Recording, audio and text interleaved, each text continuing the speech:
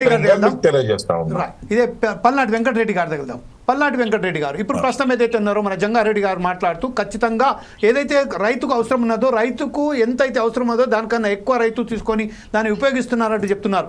అలాగే రైతులకు సంబంధించి ఖచ్చితంగా మేము యూరియా సప్లై చేస్తున్నట్టుగానే చెప్తున్నారు. కాకపోతే ఈరోజు అధికారికంగా లెక్కల ప్రకారం మాత్రం ఇప్పటి వరకు 2.2 lakhs కొరత ఉన్నట్టుగా తెలుస్తుంది. ఇప్పటిదాకా సరఫరా చేసింది మాత్రం 1.7 lakh tons మాత్రమే. ఈ విషయంపై జంగారెడ్డి గారు ఏదైతే చెప్పారో దానికి దీనికి పొంతన లేకుంది. అంటే దీనికి సంబంధించిన వాస్తవంగా ఇంత సరఫరా చేశామని చెప్తున్నారు. ఈ విషయంలో మీరు ఎలా స్పందిస్తారండి? అందరికీ నమస్కారం. Please go head sir.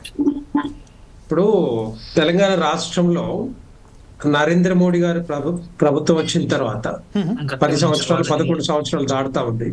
ఇప్పటి వరకు ఏ రాష్ట్రంలో ఎక్కడ కూడా యూరియా కొరత ఉంది అని ఏ రాష్ట్రం కూడా ఇప్పటివరకు చెప్పలేదు.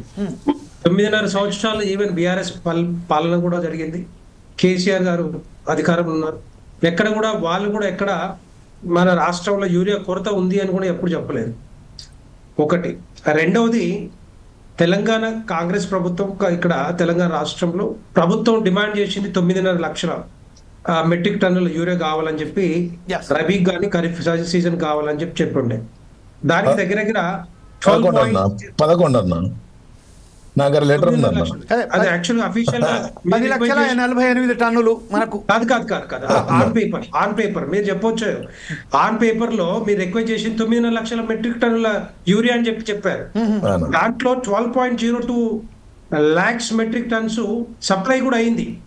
ఇప్పుడు మీ దగ్గర మన రాష్ట్ర ప్రభుత్వం దగ్గర 2.5 లక్షల మెట్రిక్ టన్నుల యూరియా ఉంది. అది ఎక్కడ పోయింది, ఏంటి అనేది అది క్లారిటీ లేదు దాని మీద. అంటే బ్లాక్ మార్కెటింగ్లు చేస్తా ఉన్నారా, మిడిల్ మెన్ రేట్లు పెంచి అమ్ముతా ఉన్నారా, ఎక్కడ ఏం చేస్తున్నారు అనేది కొంచెం క్లారిటీ రావాలి. రాష్ట్ర ప్రభుత్వం చెప్పాలి. ఆ లెక్కల్లో ఎక్కడో ఒక దగ్గర మిస్ అవుతా ఉన్నారు.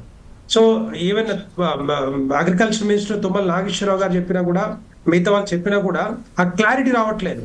వీళ్ళు రిక్వెస్ట్ చేసింది ఎంత, వచ్చింది ఎంత, ఇప్పుడు ఎందుకు ఈవెన్ మిగిలినా కూడా ఏదేది ఎక్సెస్ గా ఉన్నా కూడా ఇప్పుడు కొరత ఉందని చెప్తా ఉన్నారు.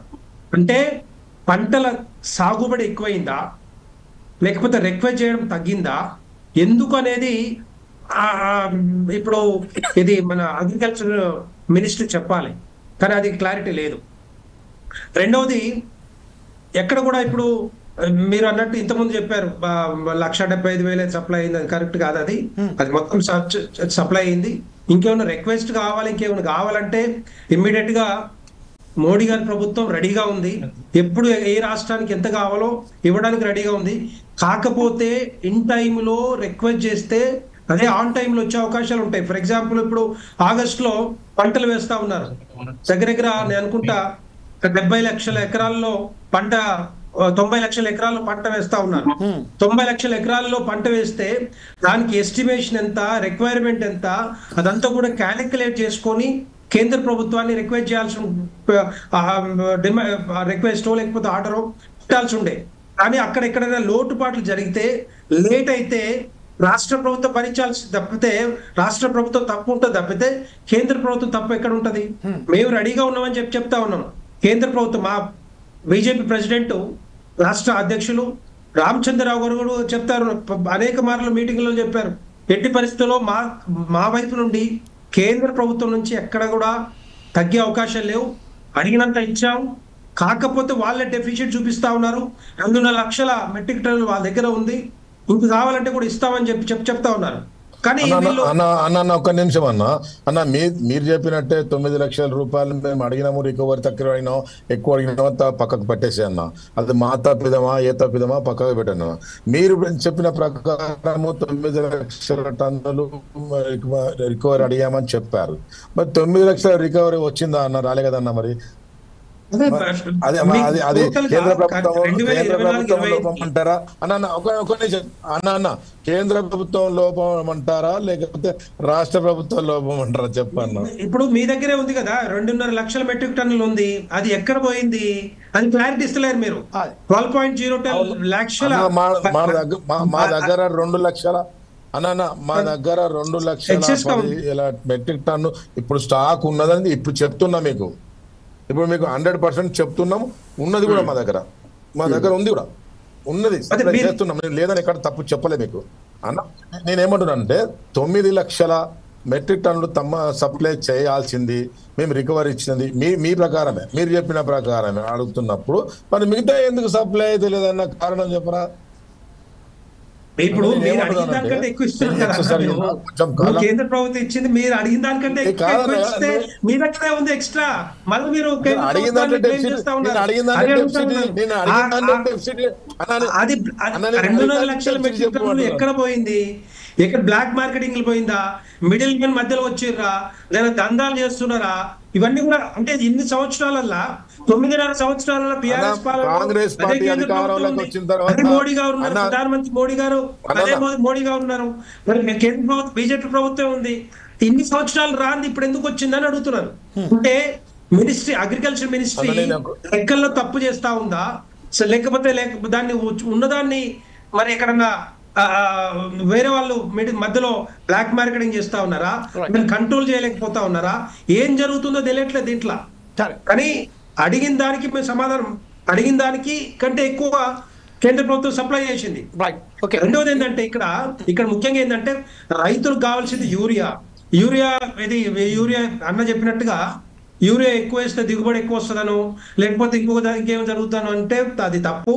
ఎట్టి పరిస్థితుల్లో ఎంత వేయాలో అంతే వేయాలి. అంటే యూరియా వేసేసి దిగుబడి ఎక్కువ వస్తుందని చెప్పి దాన్ని అనవసరంగా ఉన్న భూములు కూడా ఆ సాయిల్ ఏదైతే ఉందో దాన్ని ఫర్టిలిటీ కూడా తగ్గే అవకాశాలు ఉంటాయి. దాన్ని కూడా తగ్గించుకోవాలి. రైతులందరూ కూడా ఎట్టి పరిస్థితుల్లో రైతులకు కావాల్సింది అంటే దగ్గర పోయిన సంవత్సరం, నేను ఒక చిన్న లెక్క చెప్తాను జమీల్ గారు. పోయిన సంవత్సరం ఖరీఫ్ సీజన్ లో 3.28 lakhs మెట్రిక్ టన్స్ అవసరం వచ్చింది. అంటే 3,28,000 మెట్రిక్ టన్స్ రైతులు కొనుక్కున్నారు ఖరీఫ్ సీజన్ లో. 8,000 ఎకరాలు వేసినప్పుడు 78 లక్షల ఎకరాలు వేశారు. 78 లక్షల ఎకరాలు. ఇప్పుడు ఎస్టిమేషన్ ఏమని చెప్తా ఉన్నారంటే 90 లక్షల ఎకరాల్లో టోటల్ గా పంటలు వేశారు. ఆ పంటల్లో దగ్గర 26 లక్షల ఎకరాలేమో వరి, 44 లక్షల ఎకరాలేమో పత్తి, 5.5 లక్షల ఎకరాలేమో మక్క, 4.5 లక్షల ఎకరాల్లో కంది వేశారని చెప్తున్నారు. వీటన్నిటి కూడా యూరియా వాడుతా ఉన్నారు. అంటే ఎంత పెద్ద ఎత్తున వాడుతున్నారో తెలియదు, కానీ దాని అన్నిటికీ అంటే రిక్వెస్ట్ పోయినసారి 78 లక్షల ఎకరాలు ఉంటే ఇప్పుడు 90 లక్షల ఎకరాలు అయింది.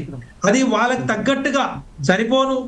ఈ అగ్రికల్చర్ మినిస్ట్రీ ఎస్టిమేషన్ కానీ ఇవన్నీ కూడా క్యాలిక్యులేట్ చేసి ఆర్డర్ పెట్టిందా లేదా, కేంద్ర ప్రభుత్వం డిమాండ్ చేసిందా, అది క్లారిటీ లేదు వాళ్ళ దగ్గర.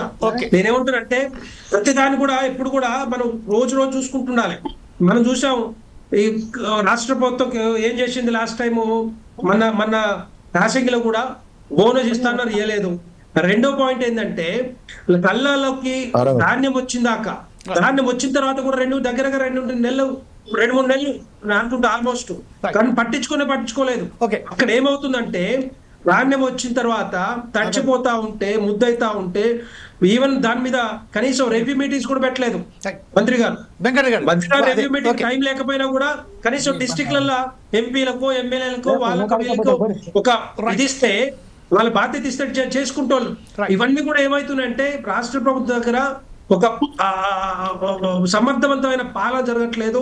ఈవెన్ బ్యూరోక్రాట్స్ ఉన్నారు, ఇంతమంది మంత్రులు ఉన్నారు, దాని మీద రివ్యూ మీటింగ్స్ పెట్టి ఎప్పటికప్పుడు మనకి ఏం కావాలి ఏంటనేది చెప్తే డెఫినెట్ గా అంతే. అది ఇప్పుడు 2 సంవత్సరాలు లేదు, ఇప్పుడు ఎందుకు అవుతుందని చెప్పి నేను అడుగుతా ఉన్నాను. I will come back to again. అదే సమయంలో ఒకసారి శ్రీహరి యాదవ్ గారి దగ్గర వెళ్దాం. శ్రీహరి యాదవ్ గారు ప్రస్తుతం